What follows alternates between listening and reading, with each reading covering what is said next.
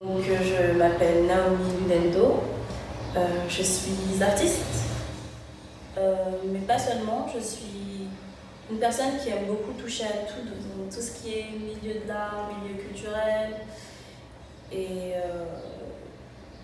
je suis quand même artiste avant tout, artiste interdisciplinaire, donc c'est-à-dire que je glisse un peu entre différentes pratiques. Donc je suis arrivée au Sénégal réellement en 2018 pour la Biennale de Dakar. Donc j'étais venue avec les étudiants des Beaux-Arts de Paris, avec l'atelier de l'artiste Pascal Martin-Tailly, qui était alors mon prof. Et on avait envie de porter un projet, j'ai porté un projet pour qu'on puisse partir à Dakar.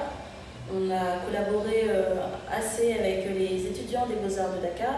Et c'est là vraiment que j'ai découvert cette ville et que j'ai découvert aussi par extension le Sénégal. Et ça m'a beaucoup plu. Et c'est que quelques mois après que je suis revenue pour faire une résidence, la Raw Academy, à la Raw Material Company, fondée par Koyoko. Et cette fois-ci, c'était sous la direction de Otto Kanga. Et ça a été incroyable. On a découvert des personnes incroyables, d'univers et de champs de vision différents. Et c'est là que j'ai vraiment apprécié la ville et que je me suis dit que j'aimerais y rester un peu plus, en tout cas voir. Et puis je suis tombée amoureuse deux fois, de la ville et d'une personne qui est incroyable. J'ai décidé de tenter de faire certaines choses à Dakar. J'ai fait donc un peu d'aller-retour et en définitive, je me suis réellement installée à Dakar il y a presque 6 mois, ouais. Et j'ai commencé à travailler avec Aïssa John, d'abord, sur des projets assez différents, en collaboration, parce qu'en fait, l'administration d'art m'intéresse énormément et que j'aime bien toucher à tout, que je suis assez curieuse. Dakar est un lieu où il y a plein de choses à explorer, donc c'est ce que je veux faire pour le moment, explorer ça, explorer les capacités, les limites ou pas de l'art et de ce que je fais à l'intérieur de ce monde, de ce milieu-là. Et ça me plaît énormément jusqu'à nouvel ordre. J'ai beaucoup été portée par les femmes, littéralement et au sens propre, comme au figuré. Je ne vais pas commencer par la figure la figure féminine la plus importante pour moi, mais je vais commencer par les femmes qui m'ont portée ici. Parce que j'étais dans une école qui, à grande majorité, est une école avec des individus blancs, et que je ne me retrouvais pas forcément dans leur questionnement, dans leurs problématiques, et que les techniques que je voulais envisager étaient différentes. Et avant la femme, il y a quand même un homme, Pascal Martin-Tailly, qui m'a énormément aidée, qui est un homme et qui n'est pas une femme ou un homme, et c'est comme ça que je me rends compte des personnes qui m'influencent le plus. Ce sont souvent des personnes qui ne se définissent pas par leur sexe ou leur genre, et qui sont juste des personnes qui sont porteuses, qui sont pédagogues, qui sont à l'écoute et qui sont très poétiques, ouais, ou poètes, des personnes très poètes et qui ont une manière d'envisager la vie, d'envisager le sérieux et le ludique de manière très intéressante. Et donc Pascal m'a énormément poussée à me questionner et à ne pas trop me questionner non plus. Et c'est comme ça que j'en suis arrivée aussi à rencontrer Otto Bong, qui connaissait Pascal et qui était passé par les Beaux-Arts et avec qui j'ai eu une discussion incroyable. Et donc quand je me suis rendu compte quelques années plus tard qu'elle avait cette résidence à Dakar et que c'était un lieu que je venais de découvrir et qui m'avait passionnée, je me suis dit mais c'est une aubaine. Donc là encore j'ai posé ma candidature pour cette résidence et j'ai été sélectionnée à mon plus grand plaisir.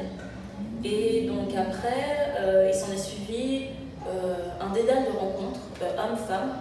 Pour le coup, les intervenants qu'elle avait fait venir m'ont énormément aidé à me rendre compte d'une chose, c'est que j'étais déjà artiste et que c'est pas un estampillonnage, qu'il faut aussi se faire confiance et que personne ne va réellement nous valider. Et puis aussi la légitimité est quelque chose de très, très particulier, parce que tant qu'on n'accepte pas d'être qui on est ou qu'on n'embrasse pas la manière dont on est, c'est compliqué. Et donc j'ai été artiste et je l'ai découvert réellement à Dakar, entourée en grande majorité de femmes qui m'ont portée, donc Otto Bong, Koyo. Et ensuite, par extension, j'ai rencontré Aïssa. Et plus je regarde mon parcours à Dakar, plus je me rends compte à quel point la femme a été un exemple pour moi. Alors je dis la femme parce que ce sont des femmes mais ce sont plutôt des figures qui m'ont porté, des figures puissantes, des figures intelligentes, des figures fines, des figures curieuses, des figures qui étaient capables de porter, de transmettre et aussi de questionner, de poser les bonnes questions au bon moment et d'inspirer, des figures très très inspirantes qui me permettent aujourd'hui d'être la personne que je suis, qui ont contribué à faire de moi la personne que je suis, même si je me dois beaucoup. Et je dois en particulier beaucoup à ma mère, qui est ma plus grande source d'inspiration dans mon travail, parce que c'est pareil que j'ai découvert beaucoup de choses, dont les sens. Et les sens sont des éléments qui sont ultra importants dans mon travail. Le toucher, l'ouïe, la vue. J'aime beaucoup les jeux de mots aussi, j'aime les jeux de texture, j'aime le vêtement, et j'aime le vêtement particulièrement parce que mon père comme ma mère sont des personnes qui aiment le vêtement, qui le portent à merveille. Et le vêtement, c'est quelque chose de très intrinsèque à l'identité, parce que ça nous permet de se montrer comme de se voiler. Donc on peut dévoiler beaucoup de choses et en cacher énormément, rien qu'avec un vêtement. Et en fait, la parure, le tissu et l'histoire du tissu vont avec ce qu'on voit et ce qu'on dévoile. Et la plupart du temps, on ne fait pas assez attention, je trouve, au sens que le vêtement a, à la signification qu'il porte. Et c'est aussi pour ça que dans mon travail, dernièrement, ça a toujours été là, un peu en fil conducteur, mais maintenant, je m'intéresse vraiment plus particulièrement et de manière plus explicite au tissu wax, parce qu'il a une histoire liée à différents continents que je porte en moi, dans mon identité, en tant que personne caribéenne, personne d'ascendance africaine, personne européenne. Et donc voilà, j'ai commencé plusieurs séries différentes. En tout cas, si ce n'est pas le motif, le procédé ou l'histoire qui se trouve à l'intérieur de ce tissage-là, de cette matière textile, prend son sens et se retrouve comme point de départ, ou plutôt point d'ancrage. Tous les éléments sont connectés et cette idée de connexion, il y a la peau, les peaux différentes qu'on peut trouver. Et donc, pour moi, les peaux sont importantes parce que c'est ce qui a véhiculé le fait d'accepter ma peau noire. Je l'ai acceptée parce que ma mère m'a appris à m'aimer dans un contexte où c'était pas facile. À Paris, dans les années 90, c'est quelque chose de différent. Mon rapport à l'identité, mon rapport à qui je suis, c'est réellement fait à travers l'éducation que ma mère nous a donnée. Et à travers la manière dont je l'ai observée, la manière dont j'ai vécu et dont elle nous a fait vivre aussi. Et c'est pour ça que des éléments comme la peau, comme le vêtement, comme l'architecture, comme le paysage sont hyper importants. Et donc toutes ces choses se rapportent à l'identité, et mon travail parle d'identité le plus possible. Alors l'identité, c'est un concept hyper large. Mais il en résulte quand même qu'il y a des choses qu'on peut saisir, qu'on peut prendre et qui nous permettent de trouver du sens, de faire sens et de créer des pièces en tout cas qui pourront indiquer certaines choses ou poser question à l'autre, parce que l'altérité est toujours faite en rapport à soi et on se ressemble quand même beaucoup plus qu'on ne se ressemble pas à la fin de la journée.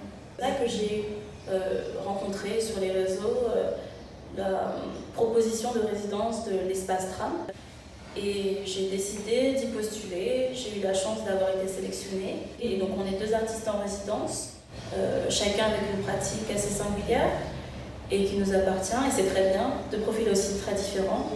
Et je me suis donc remise petit à petit à faire des choses qui me tiennent au cœur, donc un peu de peinture, un peu de sculpture, plein de choses qui parlent de tout, mais qui parlent surtout des différentes identités possibles, des identités alternatives, du corps, du vêtement, de la couleur, de la perception et du lieu dans lequel on se trouve, parce que le contexte est très intéressant et aussi très important pour l'influence que vont prendre mes pièces. Chacune série est très attachée au contexte dans lequel elle va émerger. Alors, donc j'ai commencé la résidence à l'agence Tram fin mars, début mai. Alors l'équipe est incroyable, elle est composée de 3 personnes incroyables, assez différentes mais très complémentaires. Et je suis contente d'avoir recommencé à impulser quelque chose dans mon travail, dans un environnement comme ça. C'est un environnement qui soutient énormément. L'équipe de tram est à notre disposition, nous demande si on a besoin de choses. Le lieu est aussi incroyable. C'est un véritable soutien. Et pas forcément quelque chose dont je m'étais rendu compte que j'avais besoin, mais j'ai trouvé en tout cas vraiment un bel appui là-bas. Et donc du coup, j'ai commencé des nouvelles productions, surtout en peinture, si je peux dire, des choses très picturales et pas forcément monumentales, mais très portées sur les matières que j'utilise déjà et sur les motifs que j'utilise déjà aussi, et qui tournent beaucoup autour du tissu wax print, pour sa symbolique en fait, pour le fait que ce soit un textile qui est défini comme textile africain la plupart du temps.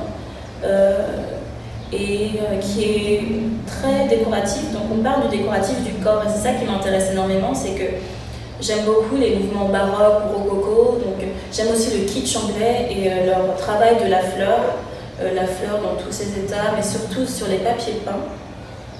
Et j'avais envie de prendre aussi ce revers, ce pied de nez au tissu wax, qui est un tissu qu'on porte sur le corps et qui est un décoratif du corps et qui peut éventuellement décorer oui, l'ameublement ou un intérieur. Parce que le motif est sûrement la chose que je travaille le plus.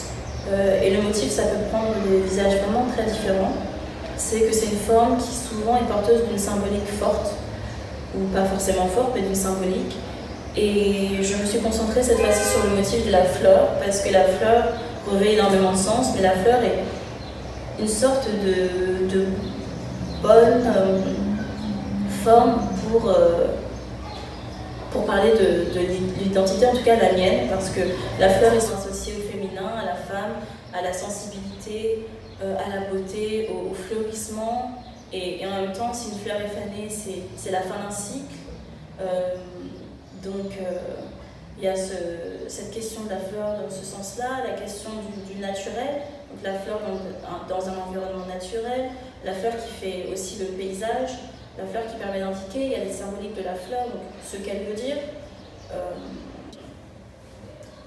J'ai pas beaucoup parlé de ça, mais j'ai une famille plutôt large. La question de la transmission se passe assez tôt, c'est qu'on a beaucoup partagé les uns avec les autres, qu'on parle énormément les uns avec les autres. Nos parents nous ont transmis énormément de choses, on se les a transmis les uns avec les autres, et surtout on se transmet de la force et du soutien, de l'énergie. Et en arrivant à Dakar, en tout cas quand je suis revenue à Dakar l'année dernière, c'était une période très difficile parce que j'ai perdu des êtres chers, pas de la même manière, de manière symbolique et de manière concrète. Et une des personnes que j'ai perdues, qui est ma mère, c'était le pilier de tout, et ça a été un moment difficile où j'ai dû vraiment lutter avec moi-même, et j'en suis sortie beaucoup plus forte parce que ma mère nous a transmis de la force, nous a donné de l'amour à foison. Elle a su donner cet amour qui ne s'éteint pas, et donc j'ai ma famille autour de moi, et ma famille s'est élargie avec les personnes, et qui plus est, hein, c'est même pas par volonté, mais les femmes que j'ai rencontrées à Dakar et qui m'ont portée, qui m'ont soutenue, qui ont été là pour moi, et qui se reconnaîtront si elles voient cette vidéo, mais en tout cas, c'est toujours, la plupart du temps, par les femmes que tout passe, et particulièrement une dont j'aimerais parler, c'est moi. Je suis probablement la personne qui s'est le plus portée, parce que même si d'autres m'ont portée et ont été là pour me soutenir, je me suis fait confiance, je me suis écoutée, j'ai su me parler et m'entendre, et c'est grâce à ça aussi que j'ai pu me sortir d'une situation très difficile, très complexe et très morbide, et je m'en remercie. Et si je devais donner un conseil à qui que ce soit, artiste, pas artiste, jeune artiste, dans tous les stades de la vie, c'est que l'amour propre et l'amour de soi, c'est tellement important, et c'est la base de tout. Quand on a cet amour-là pour soi, on peut donner cet amour-là à n'importe qui, n'importe quand, et on peut se permettre d'avancer et se permettre aussi d'être fatigué et de pouvoir se reposer, de pouvoir savoir en fait donner un timing à toutes les émotions et toutes les choses qu'on va ressentir. Et donc, ouais, je pense que le mieux c'est de s'aimer. S'aimer sans savoir voir ses défauts, c'est s'aimer dans tout ce